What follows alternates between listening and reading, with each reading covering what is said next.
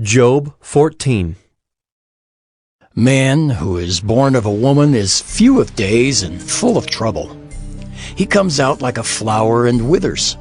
He flees like a shadow and continues not. And do you open your eyes on such a one and bring me into judgment with you?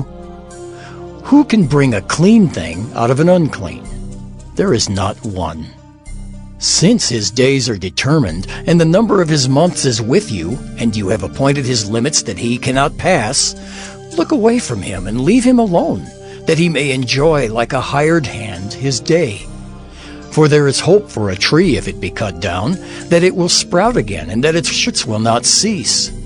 Though its root grow old in the earth and its stump die in the soil, yet at the scent of water it will bud and put out branches like a young plant. But a man dies and is laid low. Man breathes his last, and where is he? As waters fail from a lake, and a river wastes away and dries up, so a man lies down and rises not again. Till the heavens are no more, he will not awake or be roused out of his sleep. Oh, that you would hide me in Sheol, that you would conceal me until your wrath be past, that you would appoint me a set time, and remember me. If a man dies, shall he live again? All the days of my service I would wait till my renewal should come. You would call, and I would answer you. You would long for the work of your hands, for then you would number my steps. You would not keep watch over my sin. My transgression would be sealed up in a bag, and you would cover over my iniquity. But the mountain falls and crumbles away, and the rock is removed from its place. The waters wear away the stones, the torrents wash away the soil of the earth. So you destroy the hope of man. You prevail forever against him, and he passes. You change his countenance and send him away. His sons come to honor, and he does not know it. They are brought low, and he perceives it not. He feels only the pain of his own body, and he mourns only for himself. Job 15. Then Eliphaz the Temanite answered and said, Should a wise man answer with windy knowledge, and fill his belly with the east wind? Should he argue in unprofitable talk, or in words with which he can do no good? But you are doing away with the fear of God and hindering meditation before God. For your iniquity teaches your mouth, and you choose the tongue of the crafty. Your own mouth condemns you, and not I. Your own lips testify against you. Are you the first man who was born, or were you brought forth before the hills? Have you listened in the counsel of God? And do you limit wisdom to yourself? What do you know that we do not know? What do you understand that is not clear to us? Both the gray-haired and the aged are among us, older than your father. Are the comforts of God too small for you, or the word that deals gently with you? Why does your heart carry you away, and why do your eyes flash, that you turn your spirit against God and bring such words out of your mouth? What is man that he can be pure, or he who is born of a woman that he can be righteous? Behold, God puts no trust in his holy ones, and the heavens are not pure in his sight. How much less one who is abominable and corrupt, a man who drinks injustice like water? I will show you. Hear me, and what I have seen I will declare. What wise men have told, without hiding it from their fathers, to whom alone the land was given, and no stranger passed among them? The wicked man writhes in pain all his days, through all the years that are laid up for the ruthless. Dreadful sounds are in his ears. In prosperity the destroyer will come upon him. He does not believe that he will return out of darkness, and he is marked for the sword. He wanders abroad for bread, saying, Where is it? He knows that a day of darkness is ready at his hand. Distress and anguish terrify him. They prevail against him like a king ready for battle. Because he has stretched out his hand against God and defies the Almighty, running stubbornly against him with a thickly bossed shield, because he has covered his face with his fat and gathered fat upon his waist, and has lived in desolate cities, in houses that none should inhabit, which were ready to become heaps of ruins, he will not be rich, and his wealth will not endure, nor will his possessions spread over the earth. He will not depart from darkness. The flame will dry up his shoots, and by the breath of his mouth he will depart.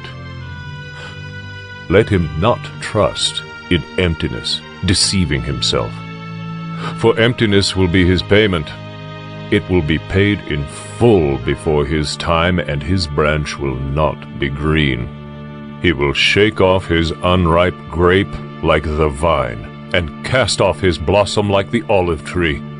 For the company of the godless is barren, and fire consumes the tents of bribery. They conceive trouble and give birth to evil, and their womb prepares deceit. Job 16. Then Job answered and said, I have heard many such things. Miserable comforters are you all. Shall windy words have an end? Or what provokes you that you answer? I also could speak as you do if you were in my place. I could join words together against you and shake my head at you. I could strengthen you with my mouth, and the solace of my lips would assuage your pain. If I speak, my pain is not assuaged, and if I forbear, how much of it leaves me? Surely now God has worn me out.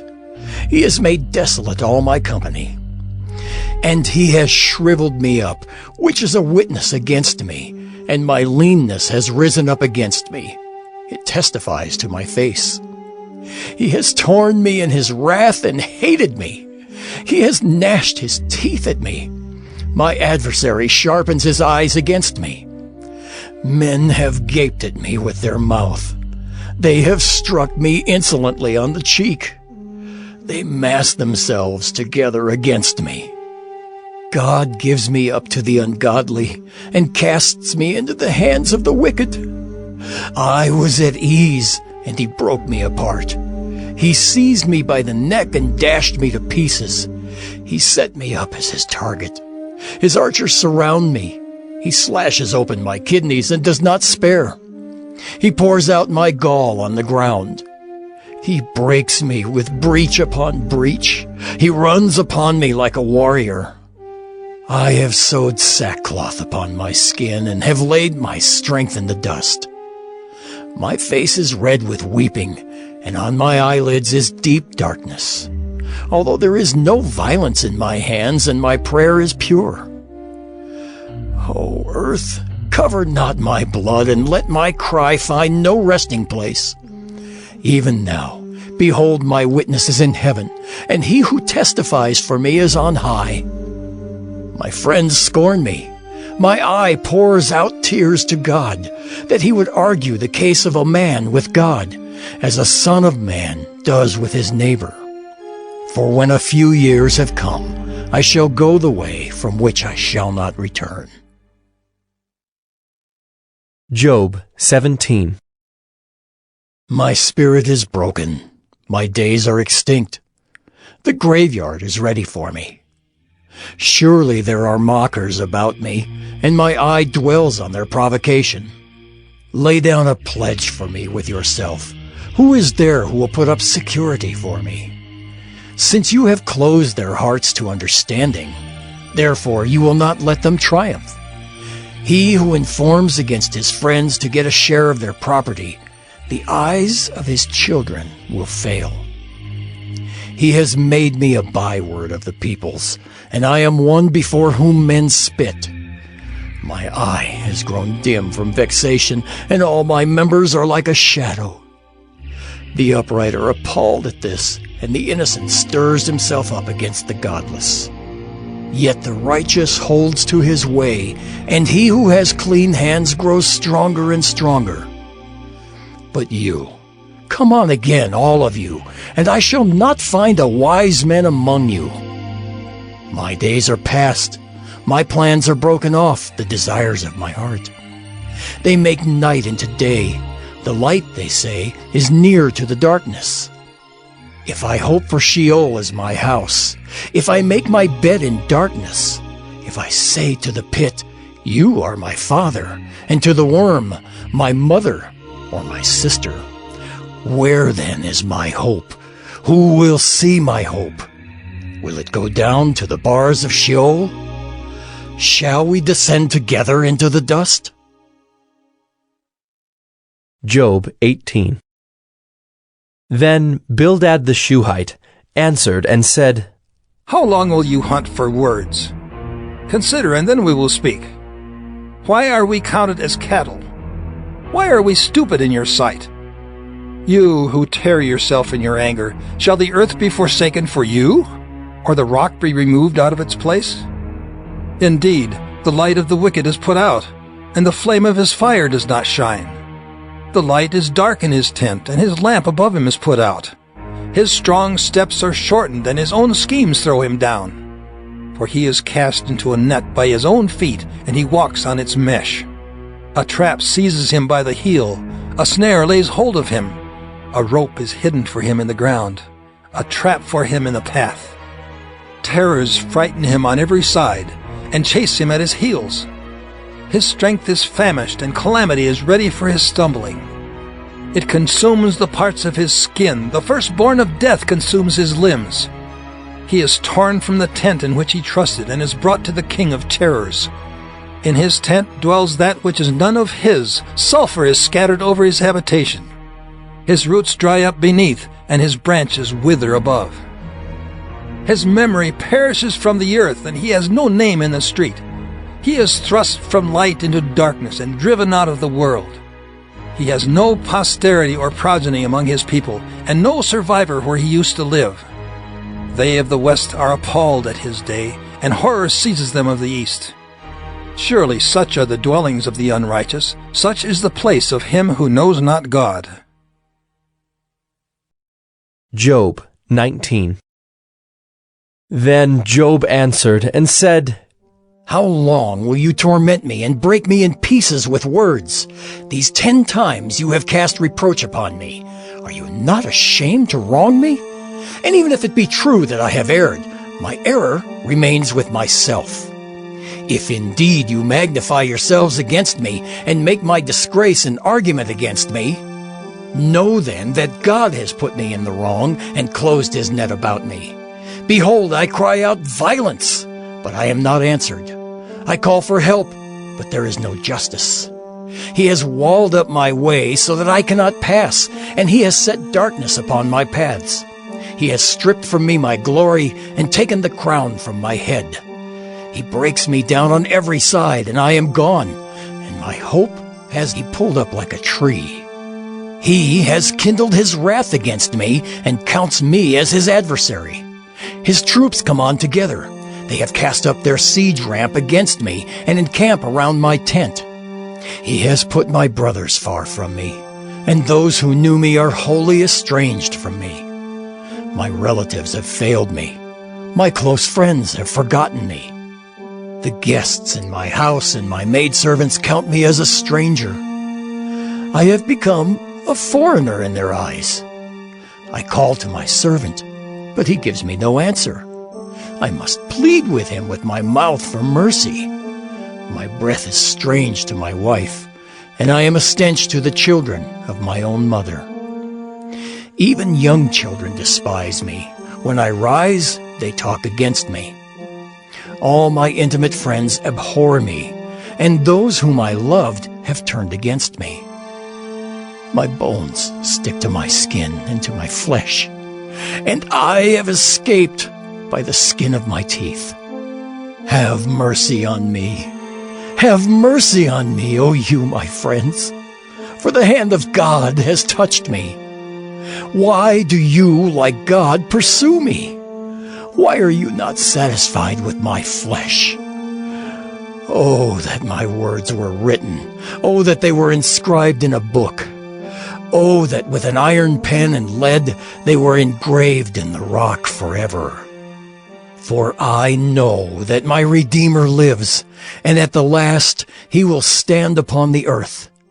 And after my skin has been thus destroyed, yet in my flesh I shall see God, whom I shall see for myself, and my eyes shall behold, and not another. My heart faints within me. If you say, how we will pursue him, and the root of the matter is found in him, be afraid of the sword, for wrath brings the punishment of the sword, that you may know there is a judgment. Job 20. Then Zophar the Naamathite answered and said, Therefore my thoughts answer me, because of my haste within me. I hear censure that insults me, and out of my understanding a spirit answers me. Do you not know this from of old, since man was placed on earth, that the exulting of the wicked is short, and the joy of the godless but for a moment?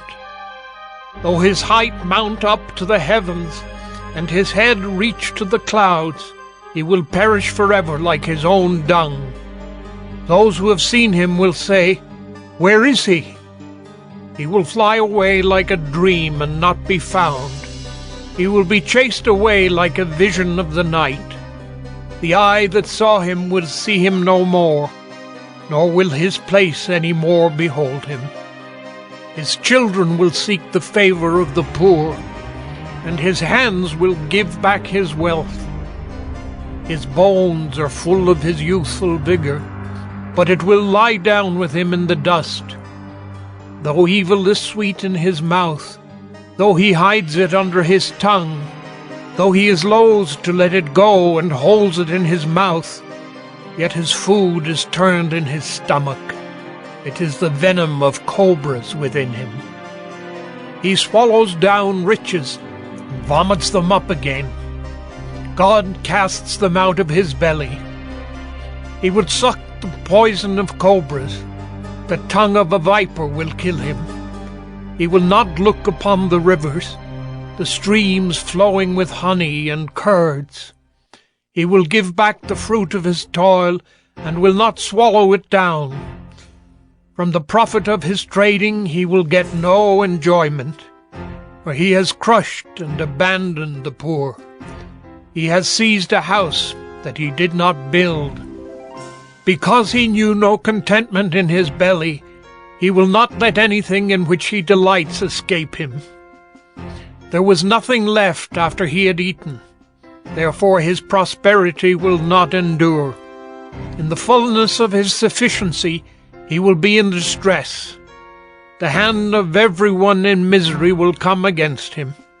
To fill his belly to the full, God will send his burning anger against him and rain it upon him into his body. He will flee from an iron weapon. A bronze arrow will strike him through. It is drawn forth and comes out of his body. The glittering point comes out of his gallbladder. Terrors come upon him. Utter darkness is laid up for his treasures. A fire not fanned will devour him. What is left in his tent will be consumed.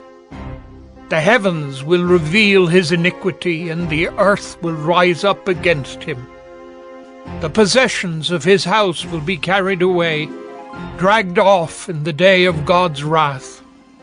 This is the wicked man's portion from God, the heritage decreed for him by God.